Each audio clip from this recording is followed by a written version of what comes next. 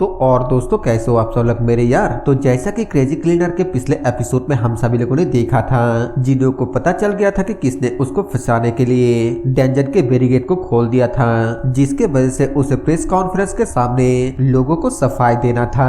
लेकिन जिनो उसे कुछ भी ना कहकर बस समझा कर चला गया था, क्योंकि वो चाहता था कि लोग क्लीनिंग टीम के बारे में जाने, जिससे उसका एक स्किल अनलॉक हो जाता। तो इस एपिसोड के शुरुआत में हमें अगले दिन प्रेस कॉन्फ्रेंस का सीन दिखाया जाता है, जहां पर कि वो सारे गलती अपने ऊपर ले लेता है और उस लड़के से माफी मांगते हुए इन सब का जिम्मेदारी भी लेता है और खुश होते हुए अपने मन में बोलता है मैं जीत गया। अब वो स्टूपिड फॉलोअर न्यूबीज टीम का टीम कैप्टन और उसके हंटर मुझे बिल्कुल भी रोक नहीं पाएगा, बस अब मेरा स्किल अनलॉक होने ही वाला है। ये बोलते हुए वो मन ही मन बहुत ही ज्यादा खुश हो ही रहा था कि तभी अचानक से वहाँ पर एक चमकता हुआ टकलू आ जाता है और सभी रिपोर्टर्स के सामने बोलता है नहीं, ये सारा गलती मेरी है। हमें दिखाया जाता है कि वो लीडर होता है, जिन वो लीडर को वहाँ पर देखकर बोलता है लीडर आखिरकार आप यहाँ पर क्या कर रहे हैं। लीडर बोलता है मैंने असिस्टेंट सॉन्ग से सुना कि तुम आज यहाँ पर अपने ऑफिशियल स्टेटमेंट देने वाले हो। जिन वो गुस्सा करते हुए बोलता है लीडर मैं पहले ही सब कुछ समझा चुका हूँ, लेकिन वो उसको हटाकर खुद माइक के सामने आकर बोलता है कोई बात नहीं, अब तुम यहाँ से चले जाओ बेवकूफ, तुमने अब तक मेरी बहुत ही ज्यादा मदद की, इसलिए अब अपने टीम के लीडर को तुम्हारी मदद करने दो। जिनवो बोलता है रुकिए, आखिरकार इससे क्या फायदा होगा, आप हमेशा ही लोगों को बचाने के लिए इतना ज्यादा उत्सुक क्यों रहते हैं। लीडर उसके बातों को ना सुनकर सबके सामने बोलता है मैं पार्क गेउंगटाई क्लीनिंग टीम 3 का कैप्टन हूँ, किसी टीम के मेंबर अगर कोई गलती करता है तो फिर उसका सारा जिम्मेदारी उस टीम के कैप्टन के ऊपर जाता है, इसीलिए मैं इस टीम का कैप्टन होने के नाते इन सब का जिम्मेदारी खुद पर लेता हूँ। और तभी वहाँ पर सांगहुक आकर बोलता है अगर आप इसे इस तरीके से कहते हैं तो फिर टीम में ऐसा कोई भी नहीं है जिसने गलती ना किया हो। क्या किसी टीम का सीनियर अपने जूनियर को सही रास्ता दिखा ना पाने के लिए दोषी नहीं है। और तभी वहाँ पर सोयून भी पहुंच जाती है और वो दोनों ही अपने ऊपर भी गलतियां लेने लगती हैं। इन सब से जिनो बहुत ही ज्यादा परेशान होकर बोलता है आखिरकार तुम लोग भी यहाँ पर क्यों हो। सोयून बोलती है मैं सीधे तौर पर किम जिनवो का इंचार्ज हूँ, इसीलिए दोष मुझ पर आनी चाहिए। इन सब से जिनवो काफी ज्यादा गुस्से के साथ अपने मन में बोलता है आखिरकार तुम लोग हमेशा मेरे रास्ते में आने के लिए इतना ज्यादा उत्सुक क्यों रहते हो, आखिरकार तब मेरा इतना सारा मेहनत करने का क्या वजह था। और तभी एक रिपोर्टर 20 में से उठते हुए बोलता है तो क्या इस इंसिडेंट का जिम्मेदार पूरे क्लीनिंग टीम है। वो तीनों ही अपने अपने ऊपर गलतियां लेते हुए बोलता है नहीं, इसमें पूरे क्लीनिंग टीम की कोई भी गलती नहीं है। ब्रॉडकास्ट के लाइव चैट में बहुत सारे लोग क्लीनिंग टीम के बारे में भला बुरा कमेंट करने लगता है और इधर तभी जिनवो चिल्लाते हुए बोलता है सबके सब अपना बकवास बंद करो। और फिर उन रिपोर्टर के ऊपर चिल्लाते हुए बोलता है तुम सभी रिपोर्टर्स इसे अच्छे से लिख लो कि ये सारा का सारा गलती सिर्फ किम जिन-वू का है, इन लोगों की कोई भी गलती नहीं है। लेकिन तभी वहाँ पर मिंजू अपने साथ उस बच्चे को ले आते हुए बोलती है मैं ऑपरेशन टीम 2 के कैप्टन किम मिंजू हूँ, इंसिडेंट में घायल हुए बच्चे को कुछ कहना है। मिंजू को वहाँ पर देखकर सभी रिपोर्टर थोड़ा हैरान होती है और वो लड़का बोलता है मैं बस डेंजन के बारे में जानने के लिए क्यूरियस था, इसीलिए मैंने उस डेंजन में एंटर किया, मैंने ही बैरिकेड को रास्ते से हटाया और अंदर चला गया, मैंने वो सारे चीजें खुद से की हैं, इसके लिए मैं माफी चाहता हूँ। मिंजू बोलती है मैं इसे फिर से एक बार दोहराना चाहती हूँ, क्लीनिंग टीम का इसमें कोई भी गलती नहीं है, उन्होंने हमेशा की ही तरह सारी चीजों को अच्छे से ध्यान रखा और बैरिकेड को भी लगाया था। इधर हमें उस लड़के के भाई को दिखाया जाता है जो कि मिस ली के सामने बोलती है वो बेवकूफ, अगर उसने कहा कि ये सब कुछ उसने खुद से किया तो फिर उस पर कौन ही यकीन करेगा। मिस ली बोलती है वो अपने बड़े भाई को बचाने के लिए झूठ बोलकर सारा गलती अपने ऊपर ले रहा है। उसका बड़ा भाई बोलता है मैं जानता हूँ कि वो मेरा छोटा भाई है, लेकिन वो एक बहुत ही अच्छा बच्चा है। ये कहते हुए उसके आंखों से भी आंसू आ गया था। वो आगे बोलता है लेकिन उसका बड़ा भाई बदले के जुनून में इतना ज्यादा अंधा हो गया था कि उसने अपने छोटे भाई को भी इस पे इस्तेमाल किया। मैं उसके बड़े भाई होने के लायक बिल्कुल भी नहीं हूँ, मैं अपने आप को कानून के हवाले कर दूंगा। हमें उस लड़के को दिखाया जाता है जो कि अपने बड़े भाई को देख रहा होता है और यहाँ पर हमें उसका एक फ्लैशबैक दिखाया जाता है जहाँ पर कि उसके पापा के गुजरने के बाद वो अपने बड़े भाई को बोल बोलता है ब्रदर क्या इसका मतलब हम हमारे पापा को अब और नहीं देख सकते। उसका बड़ा भाई बोलता है बिल्कुल भी चिंता मत करना, पापा की जगह पर मैं तुम्हारा ख्याल रखूंगा और तुम्हें कभी भी पापा की कमी महसूस होने नहीं दूंगा। तुम्हें अपने बड़े भाई के ऊपर भरोसा है ना। इसे याद करते हुए वो वहाँ पर रोना शुरू कर देता है और फिर अपने बड़े भाई के पास जाकर बोलता है ब्रदर क्या आप जेल जा रहे हैं। उसका बड़ा भाई बोलता है अगर मैंने कुछ गलत किया तो फिर मुझे सजा तो मिलेगी ही। उसका छोटा भाई बोलता है तुम मेरे वजह से जेल जा रहे हो है ना। वो बोलता है नहीं बेवकूफ, तुम्हें अकेले रहते हुए भी अच्छे से रहना होगा, इससे पहले कि तुम्हें पता चले कि मैं तुम्हारे करीब नहीं हूँ मैं वापस आ जाऊंगा। भले ही तुम्हारा बड़ा भाई तुमसे दूर जा रहा है लेकिन कभी भी अपने आप को अकेला महसूस मत करना और अपने दोस्तों से भी अच्छे से बात करना, अपना ख्याल रखना बिल्कुल भी मत भूलना ठीक है। उसका छोटा भाई बोलती है ठीक है ब्रदर तुम भी अपना ध्यान रखना ठीक है। और तभी हमें इधर जिन्हो को दिखाया जाता है जो कि पूरी तरह से सदमे में होता है क्योंकि उसके स्किल अनलॉक कंडीशन फेल हो चुका है। लेकिन फिर हमें कॉन्फ्रेंस खत्म होने के कुछ देर बाद का सीन दिखाया जाता है जहाँ पर कि उसका सिस्टम उसको बताता है कि उसका अनलॉक कंडीशन पूरा हो चुका है इसीलिए उसका स्किल पॉलीमॉर्फ अनलॉक हो चुका है। जिन्हो हमें बताता है इसके साथ मैं चौथे स्किल को अनलॉक करने में कामयाब रहा हूँ। जब मेरे टीम के मेंबर ने मेरे ऑफिशियल स्टेटमेंट के दौरान सीन क्रिएट करने लगे तब मुझे लगा था कि मैं फेल हो जाऊंगा लेकिन असलियत में उनके सीन क्रिएट करने की वजह से ही लोगों का ध्यान ज्यादा अट्रैक्ट होने लगा जबकि रियल इंसिडेंट में बिल्कुल भी इंटरेस्ट नहीं था।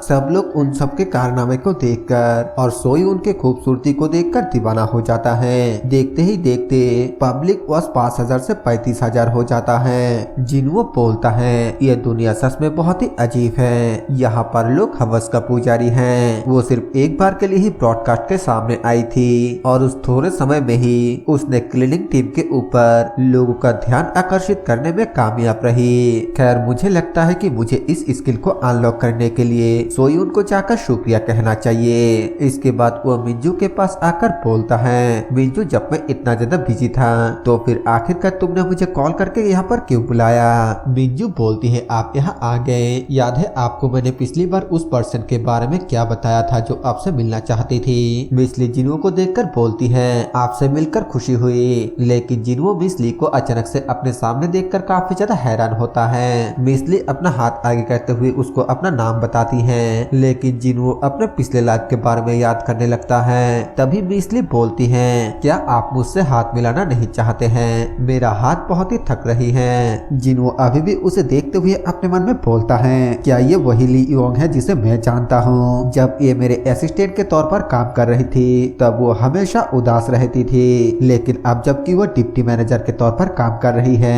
तब तो वो कुछ अलग ही दिखाई दे रही है। ये यकीन करना बहुत ही ज्यादा मुश्किल है कि ये दोनों एक ही इंसान हैं। ये औरत मेरी मौत के गवाह है और साथ ही वो एक सस्पेक्ट भी है। फिलहाल सावधान रहने में कुछ भी गलत नहीं है। ये बोलने के बाद वो उससे हाथ मिलाने लगता है और मिसली उसको आगे बोलती है क्लीनर किम जिनवो मैंने आपके बारे में बहुत कुछ सुना है। उस प्रेस कॉन्फ्रेंस में आपका ऑफिशियल स्टेटमेंट भी काफी यादगार था। लगता है अब उतना भी ज्यादा कमाल की नहीं है जितना मैंने सुना था। जिनवो बोलता है क्या मुझे होने की जरूरत है। ये सुनकर मिसली जोर जोर से हंसने लगती है और फिर बोलती है क्या आप उस बारे में डिस्कस करना चाहेंगे जो हम करना चाहते थे। मैं डायरेक्ट पॉइंट पर आती हूँ, आप कितना दूर जाना चाहते हैं। जिन्हो थोड़ा हैरान होते हुए बोलता है क्या मैं कुछ समझा नहीं। मिसली बोलती है मेरा पूछने का ये मतलब है कि आप कितना दूर तक चलना चाहते हैं, क्लिनिक टीम के कैप्टन, मैनेजमेंट डायरेक्टर या फिर उससे भी ऊपर के लेवल पर जाना चाहते हैं। जिन्हो बोलता है मुझे नहीं पता कि आप किस बारे में बात कर रहे हैं। मिसली बोलती है क्योंकि अगर आप और भी ऊंचाई तक चढ़ना चाहते हैं तो फिर मैं आपकी मदद करना चाहूंगी। एग्जाम्पल के तौर पर सेयोंग मिन जियोल को डायरेक्टर के पोजीशन से हटाया जा रहा है। मैं हेडक्वार्टर को बदलना चाहती हूँ। ये सच है कि रैंक और पोजीशन इन सब की जरूरत है लेकिन अभी का हालत बिल्कुल भी अच्छा नहीं है। क्या आप जानते हैं जब आप क्लीनिंग टीम के साथ नहीं थे तब वो कैफेटेरिया तक भी नहीं पहुंच पाता था। हालांकि सपोर्ट टीम क्लीनिंग टीम से थोड़ा बेहतर है लेकिन उतना भी डिफरेंट नहीं है। क्लीनिंग टीम और सपोर्ट टीम के साथ हमेशा बुरा बर्ताव किया गया है लेकिन एक दिन कहीं से एक क्लीनर अपेयर हुआ और सभी से पंगा लेना शुरू कर दिया। अगर आप मेरे जगह पर होते तो क्या आप ये जानने के लिए क्यूरियस नहीं होते? जिनवो पूछता है तो आप कह रहे हैं कि सपोर्ट टीम मेरी मदद करेगी, तो क्या मुझे डायरेक्टर बनना चाहिए? मिस ली बोलती है, खैर मैं ये नहीं कह रही हूँ कि बिल्कुल वैसा ही होने वाला है, मैं तो बस ये कह रही हूँ कि जितना हो सके आप उतना ही आगे बढ़े। जिनवो बोलता है ये तो मुझे उसी तरह के लग रहा है। मिस ली बोलती है अगर आप ऐसा ही समझ रहे हैं तो फिर हाँ। ये बोलते हुए वो दोनों एक दूसरे से घूरने लगता है, जो देखकर मिंजू बहुत ही ज्यादा घबराने लगती है। मिस ली आके बोलती है मैं नहीं जानती हूँ कि आपका फ्यूचर का प्लान क्या है, लेकिन क्या सिर्फ एक क्लीनिंग टीम और एक ऑपरेशन टीम का होना ही काफी है? क्या अपने पास ज्यादा काट रखना बेहतर नहीं है? सपोर्ट टीम के साथ हाथ मिलाने से काफी बेहतर होगा। मिंजू बोलती है इंटरफेयर करने के लिए माफ करना, लेकिन क्या इसके लिए डिप्टी मैनेजर का खुद से डिसीजन लेना क्या सही होगा? मिस ली बोलती है हाँ बिल्कुल, मेरे पास इतना अधिकार तो है ही। जिनवो पूछता है तो फिर सपोर्ट टीम कितना मदद की ऑफर कर सकता है? मिस ली बताती है सपोर्ट टीम बहुत सारे चीजें प्रोवाइड कर सकता है, मैन्युफैक्चर, वेपन, फोकस सपोर्ट और भी बहुत कुछ, लेकिन मुझे लगता है कि ये सब क्लीनिंग टीम के कंपैरिजन में ऑपरेशन टीम को समझाने में ज्यादा आसानी होगी, है ना? इधर जिनवो अपने मन में सोचते हुए बोलता है असलियत में एक वजह है कि ये औरत इतना ज्यादा कॉन्फिडेंट है, भले ही वो डिपार्टमेंट मैनेजर ना हो। ऐसा इसलिए है क्योंकि उसके father association board of director के मेंबर हैं। एग्जीक्यूटिव डायरेक्टर ली डूशेक वो एसोसिएशन के कुछ हाई रैंकेड एग्जीक्यूटिव में से एक है जो वास्तव में जानता है कि एक ऑर्गेनाइजेशन को कैसे चलाना है। और लियोंग भी डिपार्टमेंट मैनेजर के पोजीशन तक पहुंचने के काबिल थे, लेकिन मेरे समय के पीछे आने के बाद वो सिर्फ एक डिप्टी मैनेजर ही बनकर रह गई। वो दोनों एसोसिएशन के अंदर एक बहुत ही पावरफुल कनेक्शन बन गया था, लेकिन बदकिस्मती से ये ज्यादा समय तक नहीं चला। आज से 5 साल के बाद लीडू शेख को एग्जीक्यूटिव डायरेक्टर के पोजीशन से हटा दिया जाएगा। जब वो सेओल के हेडक्वार्टर को सुधारने की कोशिश कर रहे थे तो शायद से वो हायर अप के बुरे इरादों के साइड में आ गया। उसके बाद से ही ली सो यांग का सपोर्ट टीम में इन्फ्लुएंस तब तक घटता गया जब तक कि न वो मेरे पर्सनल असिस्टेंट बन गई। शायद से तब से ही उसका पर्सनालिटी बदल गई और वो एक रोबोट की तरह बन गई। फिर वो आगे सोचते हुए बोलता है क्या उसका ये ऑफर असलियत में एग्जीक्यूटिव डायरेक्टर डूशेक का प्लान है? अगर मैं उसके साथ कोऑपरेट करने की कोशिश करता हूँ तो फिर एक बार फिर से एग्जीक्यूटिव डायरेक्टर ली डूशेक को निकाल दिया जाएगा।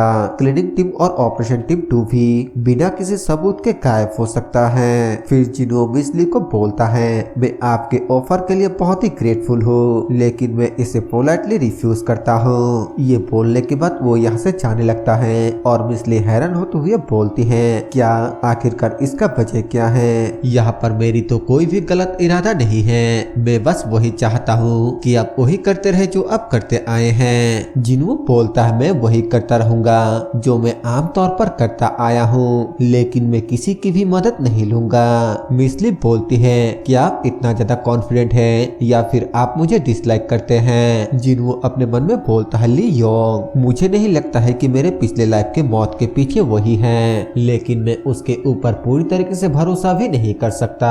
और फिर उसको बोलता है तुम जो बोल रहे हो वो दोनों ही गलत है, हेडक्वार्टर्स को बदल देना या फिर रैंकिंग में ऊपर के ओर चढ़ना मेरा कभी भी इस तरह का इरादा नहीं था।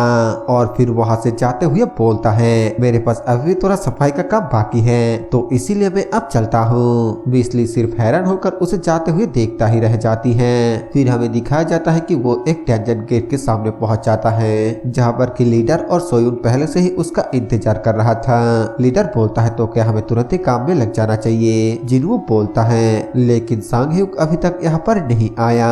लीडर बोलता है क्या मैंने तुम्हें नहीं बताया था कि सांग-ह्यूक आज से छुट्टी पर है? जिनवो पूछता है आखिर क्यों, क्या वो बीमार है या कुछ और वजह है? लीडर बताता है नहीं, उसका बिग सिस्टर बहुत ही लंबे समय बाद कोरिया आ रही है, इसीलिए वो अपने बिग सिस्टर से मिलने के लिए गया है। सांग-ह्यूक का बिग सिस्टर इंटरनेशनल एसोसिएशन से जुड़ा हुआ एक हंटर है। मैंने सुना है कि वो जॉब के लिए कंट्री वापस आई है, लेकिन मुझे सही से नहीं पता। दरअसल सांग-ह्यूक के फैमिली में उसका सिस्टर ही बची हुई है, क्योंकि सिचुएशन ऐसी है इसीलिए मैंने ही उसे कुछ दिनों के लिए छुट्टी लेने के लिए कहा। जिनवो सांग-ह्यूक के बारे में सोचते हुए अपने मन में बोलता है बड़ी बहन एक इंटरनेशनल हंटर है, लेकिन लेकिन छोटा भाई सिर्फ एक क्लीनर है, यहाँ तक कि उसके जैसे कमीने के पास भी चिंता करने के लिए कुछ है। इसके बाद जिन वो आके बोलता है फिर भी 3 लोगों के लिए ये काम करना काफी ज्यादा मुश्किल होने वाला है। लीडर हंसते हुए बोलता है उस बेवकूफ के लिए ये बेहतर होगा कि इस मौके का फायदा उठाकर वो थोड़ा आराम करे। चलो हम कड़ी मेहनत करते हैं और सांघयोग के जगह को पूरा करते हैं। हमें उन तीनों के साथ एक और बंदे को दिखाया जाता है जिसके ऊपर किसी का भी कोई भी ध्यान नहीं होता है। वो तीनों पूरे टाइम मिलकर टेंशन क्लियर करता है और फिर अपने सामान को पैक करके वापस जाने लगता है। जाते हुए सब लोग एक दूसरे को पूछने लगता है कि उन लोगों ने अपना अपना सामान ठीक से पैक किया है या फिर नहीं। तभी सोयून भी बोलती है सांघयोग क्या तुमने अपना सामान पैक कर लिया? लेकिन ये सुनकर अचानक से वो सभी बहुत ज्यादा हैरान हो जाता है और जिन वो उस चौथे बंदे को देखते हुए बोलता है क्या आखिरकार तुम हो कौन? लीडर बोलता है मैंने तो ध्यान भी नहीं दिया क्योंकि वहाँ पर आमतौर पर हम 4 लोग होते हैं। वो बंदा हंसते हुए बोलता है हेलो मैं सेंट्रल न्यू दिल्ली का रिपोर्टर गुसांग चैन हूँ। मैं आज से क्लीनिंग टीम 3 को कवर करने वाला हूँ। जिनवो पूछता है क्लीनिंग टीम को कवर करने वाले हो, आखिरकार हमने इस बारे में कुछ भी क्यों नहीं सुना? ये सुनकर वो बंदा थोड़ा घबराते हुए बोलता है क्या आपको इन्फॉर्म नहीं किया गया? मुझे लगा कि आपको ऑलरेडी इन्फॉर्म कर दिया गया है क्योंकि हेडक्वार्टर्स ने तो मुझे ये करने का ऑर्डर दे दिया है। यहाँ तक कि उस ऑर्डर को हासिल करने के लिए मुझे बहुत से पापड़ बेलना पड़ा। जिनवो उससे पूछता है लेकिन तुम अचानक हमारे क्लीनिंग टीम को कवर करने में इंटरेस्टेड क्यों होने लगे? वो बंदा थोड़ा ब्लश करते हुए बोलता है बिल्कुल ये उस दिन के प्रेस कॉन्फ्रेंस के वजह से है। उस दिन के बाद से बहुत से लोग क्लीनिंग टीम के बारे में जानने के लिए बहुत ही इंटरेस्टेड है। और धीरे से बोलता है खास करके मिस सोयोंग को देखने के लिए।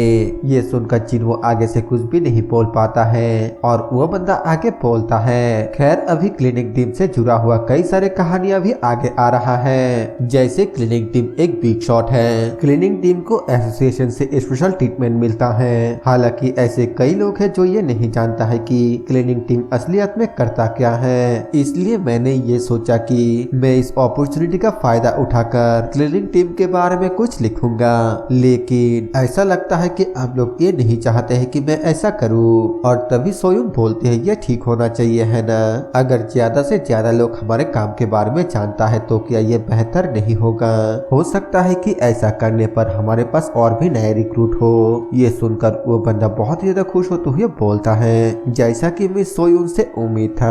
और तभी लीडर बोलता है लेकिन मुझे थोड़ा डर लग रहा है। ये कोई ऐसा काम नहीं है जिसे लोग पसंद करे। क्या इससे लोगों का परफेक्शन खराब नहीं हो जाएगा? इससे लोग हमारे बारे में गलत समझ सकता है। जिनवो बोलता है मैं लीडर से सहमत हूँ। ये सुनकर वो बंदा रोना शुरू कर देता है और तभी जिनवो के दिमाग में एक आइडिया आता है और वो हड़बड़ाते हुए उस बंदे से पूछता है बाय एनी चांस अगर हम किसी जॉब के लिए आर्टिकल को पब्लिश करते हैं तो क्या उस जॉब के लिए एप्लीकेंट का नंबर बढ़ सकता है? वो बंदा बोलता है हाँ ये सच है कि ये नंबर टेम्पररी तौर पर बढ़ जाएगा, लेकिन सच में ये कोई अच्छी बात नहीं है क्योंकि लोग किसी जॉब के बारे में सुनने के बाद अक्सर ये सोचता है कि मैं भी ये जॉब कर सकता हूँ। लेकिन आपको चिंता करने की कोई भी जरूरत नहीं है। मैं लिखने में अपना बेस्ट दूंगा, मतलब कि मैं इस तरह से लिखूंगा जैसे सिर्फ वही लोग अप्लाई करे जो लोग सच में इस जॉब को करना चाहता है। जिनवो बोलता है नहीं तुम्हें इसे ऐसे लिखना है जैसे कि ये जॉब बहुत ही आसान है, इतना आसान कि वो लोग यही सोचे कि मैं भी ये जॉब कर सकता हूँ। अगर तुम ऐसा कर पाते हो तो फिर तुम हमारे टीम को कवर करना कंटिन्यू कर सकते हो। जो सुनकर वो बंदा बहुत ही ज्यादा खुश होते हुए बोलता है क्या सच में? तो फिर प्लीज इसे मुझ पर छोड़ दीजिए। मैं आर्टिकल को इस तरीके से लिखूंगा जिसे देखकर स्कूल के स्टूडेंट को भी ये काम बहुत ही आसान लगेगा। हमें उसके एक स्किल हाइपरब्लेड अनलॉक कंडीशन को दिखाया जाता है जहाँ पर कि उसको डेंजन क्लीनिंग टीम के अंदर एक नए मेंबर को रिक्रूट करना होगा। जिन्हों बहुत ज्यादा खुश होकर डायरेक्टर के बारे में बात करते हुए बोलता है सेओ मिन चियोल तुमने मुझे परेशान करने के लिए इस रिपोर्टर को भेजा, लेकिन ऐसा लगता है कि ये मेरे लिए ही काम कर रहा है। इसके बाद यहाँ से सीन चेंज होकर हमें हेडक्वार्टर में ली सो यंग और डायरेक्टर को आपस में बात करते हुए दिखाया जाता है जहाँ पर कि ली सो यंग डायरेक्टर से पूछता है डायरेक्टर आपने एक रिपोर्टर को क्लीनिंग टीम को कवर करने के लिए क्यों भेजा? अगर उनके बारे में कोई अच्छा आर्टिकल आता है तो क्या इससे क्लीनिंग टीम का मॉरल इंक्रीज नहीं हो जाएगा?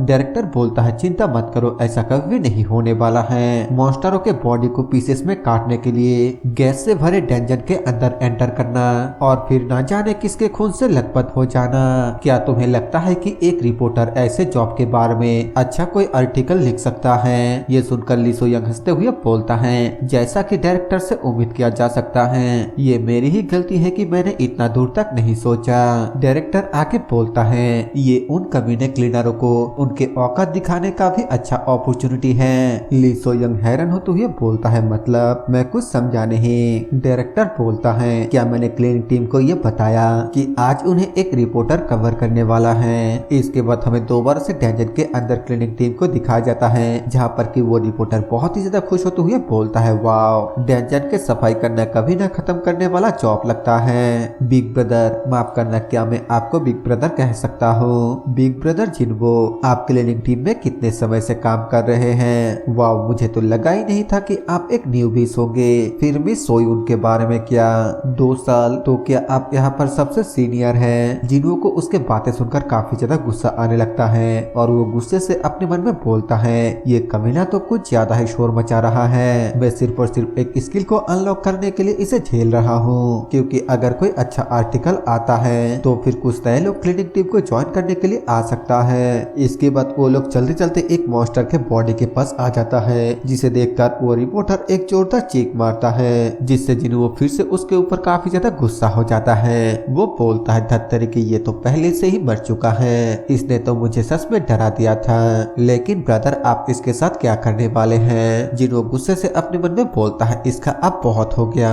अब इसे सबक सिखाना ही होगा। ये बोलने के बाद वो एक ग्लेन जैसा लुक देते हुए अपने चाकू को चाटने लगता है और बोलता है, अब मैं इस मॉन्स्टर को टुकड़े टुकड़े करके काटने वाला हूँ। ये वही पार्ट है जिसको मैं सबसे ज्यादा पसंद करता हूँ। वो रिपोर्टर बोलता है, क्या मॉन्स्टर के बॉडी को काटना सबसे ज्यादा पसंद करते हैं? जिन्वो बोलता है, हाँ बिल्कुल, तुम्हें बिल्कुल भी अंदाजा नहीं है कि ये कितना ज्यादा मजेदार है। मिस्टर रिपोर्टर, क्या तुम इसे आजमा कर देखना चाहते हो? ये बोलने के बाद वो उस मॉन्स्टर को पीसेस में काट देता है, वायलेंस के लिए, जिसे हमें एक डॉल के साथ दिखाया जाता है। वो रिपोर्टर इसे देखकर इतना ज्यादा घबरा जाता है कि वो पीछे खिसकते हुए नीचे गिर जाता है। तभी लीडर और सोयुन बोलता है, मिस्टर सांगचांग, क्या आप ठीक है? लेकिन उसको वो दोनों बहुत ही ज्यादा खतरनाक दिखाई देने लगता है और वो दोनों आगे उस रिपोर्टर को बोलता है, तुम्हें सावधान रहना चाहिए, डेंजन के अंदर कई तरह के खतरे रहता है। ये देखने के बाद तो वो वहाँ पर बेहोशी हो जाता है और जिन्वो स्माइल करते हुए अपने मन में बोलता है, मैं उसके दिल से मेरे सभी इम्प्रेशन को खत्म करने जा रहा हूँ। इसके बाद हमें कुछ देर बाद का सीन दिखाया जाता है, जहाँ पर कि उसको होश आ चुका है, जहाँ पर कि वो कुछ लिखते हुए बोलता है, तो आप लोगों के पास काफी लोग नहीं है, लेकिन फिर भी आपको 2 घंटे के अंदर सफाई पूरी करनी होगी और आप लोगों के लिए एक ही दिन में 3 से 4 डंजन में क्लीनिंग करना आम बात है। आप लोग हाल फिलहाल में कैफेटेरिया तक नहीं पहुंच पाते हैं और इन सब के बावजूद आप लोगों को लगता है कि आप लोग जो कर रहे हैं वो अभी भी करने लायक है। क्या ये सही है? ये सुनकर वो सभी अपना अपना मुंह फेर लेता है और जिन्वो बहुत ही ज्यादा परेशान होकर अपने मन में बोलता है, जल्दी करो और कुछ सोचो, मैं इसे इस तरीके से चलने नहीं दे सकता।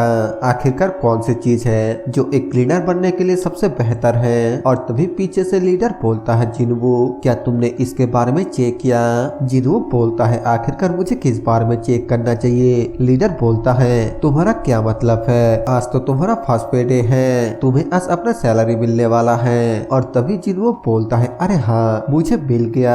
अगर काम में कोई खासियत नहीं होता है तो फिर सब कुछ पैसे में आ जाता है। भले ही जॉब बेकार हो, जब तक बहुत सारे पैसा ऑफर किया जाता है तब तक लोगों की इंटरेस्ट बनी रहेगी। पिछले ज्वाइन प्रोजेक्ट की बोनस भी है, इसलिए मैं इसे देखने का इंतजार कर रहा हूँ। ये बोलने के बाद जब वो अपने सैलरी को चेक करता है तब उसका टोटल सैलरी होता है 35,63,240 वॉन, जो कि इंडियन रुपीस के हिसाब से लगभग 2,25,000 के बराबर है। इस अमाउंट को देखने के बाद जिन्वो काफी ज्यादा हैरानी के साथ बोलता है, मैंने सिर्फ 300 घंटे काम किया और मुझे 3.5 मिलियन ऑन मिला, ऊपर से बोनस भी इसमें शामिल है। एक हंटर के तौर पर मैं जितना कमाता था उसके हिसाब से इसमें तो लगभग 10 गुना ज्यादा कम है। लेकिन लीडर और मिंजू अपने इस सैलरी को देखकर काफी ज्यादा खुश हो जाते जाता है और तभी वो रिपोर्टर जिनो के अमाउंट को देखकर एक अजीब सा फेस बनाता है, जिसे देखकर जिनो बहुत ही ज्यादा घबराते हुए अपने मन में बोलता है। उसके चेहरे को देखकर ये पता चल रहा है कि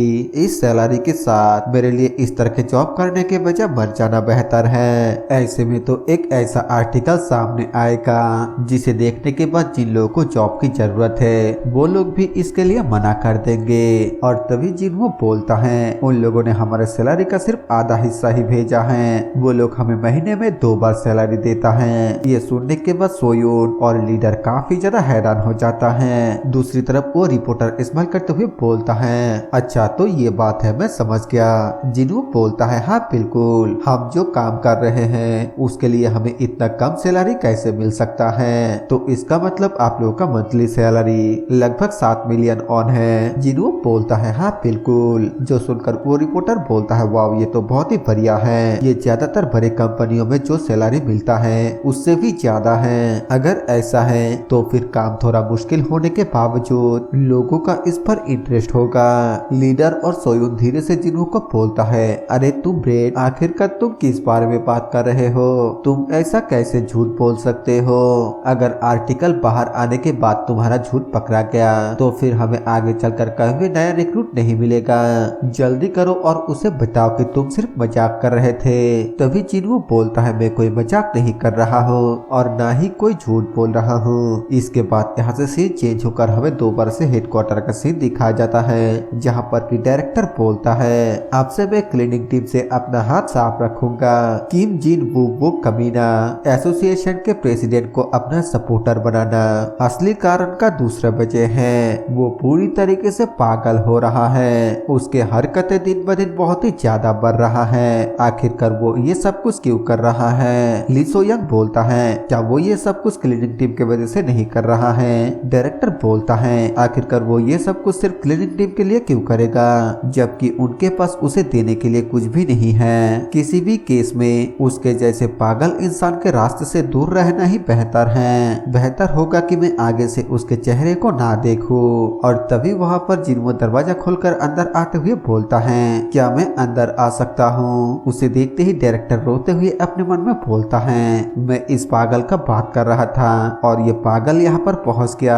मैं आप लोगों को बता देता हूँ कि यहाँ पर ली सो यंग डायरेक्टर के साथ फोन पे बात कर रहा था, तो इसलिए ये मत कहना कि वो यहाँ पर क्यों नहीं है। डायरेक्टर आगे खसते हुए उससे पूछता है, तो आखिरकार इस बार क्या दिक्कत है? जिनो बोलता है, प्लीज मेरे सैलरी को इंक्रीज कर दो। डायरेक्टर बोलता है, क्या तुम्हारे वेतन को बढ़ा दूं? लेकिन तुम तो यहाँ पर सिर्फ 1 महीने से काम कर रहे हो और तुम्हारे कॉन्ट्रैक्ट पे दिया गया टाइम भी अभी तक खत्म नहीं हुआ है। चलो जाने दो इसे, बताओ कि तुम कितना वेतन बढ़ाना चाहते हो? जिनो बोलता है, इसे 2 गुना कर दो। ये सुनकर डायरेक्टर बहुत ही ज्यादा गुस्सा हो जाता है, लेकिन वो अपने गुस्से को शांत करते हुए उससे पूछता है, सबसे पहले क्या मैं पूछ सकता हूँ कि आखिरकार तुम अपने वेतन को क्यों बढ़ाना चाहते हो? क्योंकि एक नॉन परमानेंट एम्प्लॉय के लिए ये अमाउंट पहले से ही बहुत ज्यादा है। जिनो बोलता है, खैर अगर तुम सिर्फ अमाउंट को देखते हो तो फिर ये उतना भी बुरा नहीं है, लेकिन ये जॉब के डिफिकल्टी के हिसाब से मेल नहीं खाता है। डायरेक्टर बोलता है, ठीक है, अगर ये सिर्फ तुम हो तो फिर तुम्हारा सैलरी बढ़ा दिया जाएगा। जिनो बोलता है, नहीं सिर्फ मेरे लिए नहीं, प्लीज मेरे पूरे टीम के सैलरी के अमाउंट को 2 गुना बढ़ा दो। ये सुनकर डायरेक्टर तो और भी ज्यादा गुस्सा हो जाता है, लेकिन वो बहुत मुश्किल से अपने आप को कंट्रोल कर स्माइल करते हुए उससे पूछता है, आखिरकार तुम मेरे साथ ऐसा क्यों कर रहे हो? क्या डायरेक्टर के तौर पर तुम मुझसे नफरत करते हो? यहाँ तक कि एक जनरल कॉर्पोरेशन के लिए भी पूरे टीम के लिए वेतन 2 गुना तक बढ़ाने की मांग करना बहुत ही अपमानजनक है। अगर ये कोई स्पेशल जॉब होता तो फिर बात कुछ और होता। जिनो उसके बातें सुनने के बाद अपने मन में बोलता है, मुझे लगता है कि इसका पर्सनालिटी सच में बहुत ही ज्यादा अच्छा है। अगर उसके जगह पर मैं होता तो फिर मैं तो अब तक गाली गलौज करना शुरू कर देता। डायरेक्टर उसको बोलता है, मैं माफी चाहता हूँ, ये मेरे अथॉरिटी के भी बाहर है। ये ऐसा कुछ है जिसके लिए बोर्ड ऑफ डायरेक्टर मिलकर ही डिसाइड कर सकता है। मैं जानता हूँ कि तुम मुझे बुलाकर किसी तरीके से पिन करने की कोशिश कर रहे हो, लेकिन मैं कसम खाता हूँ कि ये सच में ऐसा कुछ है जिसे मैं अकेला नहीं कर सकता हूँ। ये सुनने के बाद जिनो अपने मन में सोचते हुए बोलता है, मुझे लगता है कि शायद से मैंने इसके लिए बहुत ही जल्दबाजी कर दिया। मैंने सोचा था कि ये एक साथ 2 स्किलों को अनलॉक करने का बहुत ही अच्छा मौका होगा, लेकिन मैं बहुत उतावला हो गया। और तभी अचानक से वहाँ पर कोई आ जाता है, जिसे देखने के बाद डायरेक्टर काफी ज्यादा हैरान होते हुए बोलता है एग्जीक्यूटिव डायरेक्टर। और इसी सीन के साथ ये वाला एपिसोड यहीं पर खत्म हो जाता है। वीडियो पसंद आए तो वीडियो को लाइक कर देना, चैनल पर नया हो तो सब्सक्राइब कर देना। मैं मिलूंगा आप सभी से एक और नए वीडियो के साथ, तब तक के लिए बाय बाय।